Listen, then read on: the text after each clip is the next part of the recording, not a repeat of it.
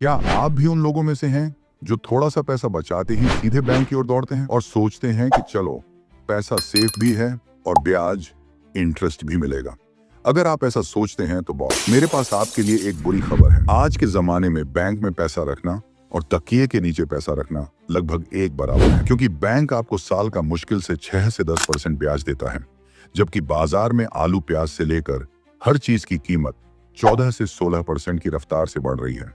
यानी साल के आखिर में आपके पैसे की वैल्यू बढ़ी नहीं बल्कि घट गई। सीधे शब्दों में कहें तो आप हर साल धीरे धीरे गरीब हो रहे हैं। इसीलिए आज मैं आपको ऐसी 5 जादुई संपत्तियों, एसेट्स के बारे में बताऊंगा जो आपकी जेब को हमेशा भारी रखेंगी।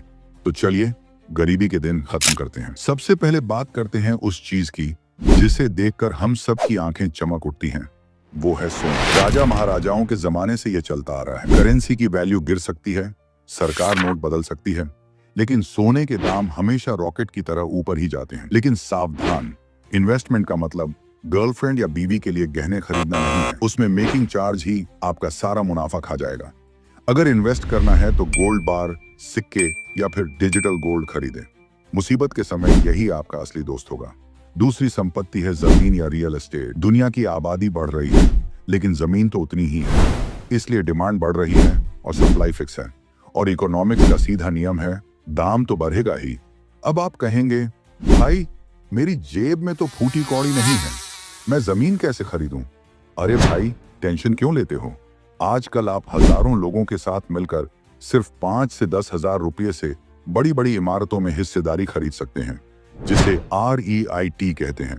यानी अगर पूरा पिज्जा नहीं खरीद सकते तो एक स्लाइस तो खरीद ही सकते हैं, है ना? तीसरा तरीका सुनकर शायद कुछ लोगों को हार्ट अटैक आ जाए, वो है शेयर बाजार। लोग कहते हैं ये जुआ है। हाँ, अगर आप बिना सोचे समझे किसी भी कंपनी के शेयर खरीदेंगे तो यह जुआ ही है। लेकिन अगर आप देश की बेहतरीन कंपनियों के पार्टनर बनना चाहते हैं तो इससे अच्छा कोई रास्ता नहीं है। वॉरेन बफेट दादू कहते हैं, सारे अंडे एक ही टोकरी में मत रखो। इसलिए अगर रिस्क नहीं लेना चाहते तो सीधे इंडेक्स फंड में पैसा लगाओ। मतलब देश की टॉप 30 से 50 कंपनियों को एक साथ खरीद लो। बैंक जहां 6 से 10 रुपये देता है, स्टॉक मार्केट लॉन्ग टर्म में आपको 15 से 20 रुपए तक रिटर्न दे सकता है। चौथी संपत्ति किसी बाजार में नहीं बिकती, यह आपके अंदर होती है।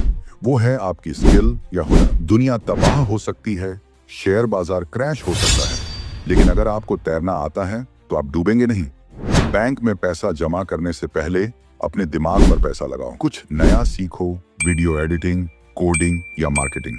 याद रखिए, महंगा फोन खरीदने से जेब खाली होती है और काम सीखने से जेब भरती है। पांचवी और मेरी सबसे पसंदीदा संपत्ति है डिजिटल कंटेंट। ये जो आप मेरा वीडियो देख रहे हैं, हो सकता है इस वक्त मैं सो रहा हूं या कहीं घूम रहा हूं, लेकिन YouTube मुझे पैसे दे रहा है। इसे कहते हैं पैसिव इनकम। आज ही एक YouTube चैनल शुरू करें, ब्लॉग लिखें या ऑनलाइन बिजनेस शुरू करें। शुरुआत में मेहनत होगी, लेकिन एक बार जब काम चल पड़ेगा तो बॉस, आपकी चांदी ही चांदी है। सोते हुए भी पैसा आएगा। तो दोस्तों, पूरी जिंदगी गधे की तरह मेहनत करनी है या पैसे की पीठ पर सवारी करनी है, फैसला आपका है। बैंक में सिर्फ इमरजेंसी के लिए पैसा रखें, बाकी को काम पर लगाएं। अगर वीडियो देखकर लगा कि दिमाग की बत्ती थोड़ी जली है तो लाइक करना मत भूलिएगा और कमेंट में बताएं कि इन 5 तरीकों में से आपको सबसे अच्छा कौन सा लगा।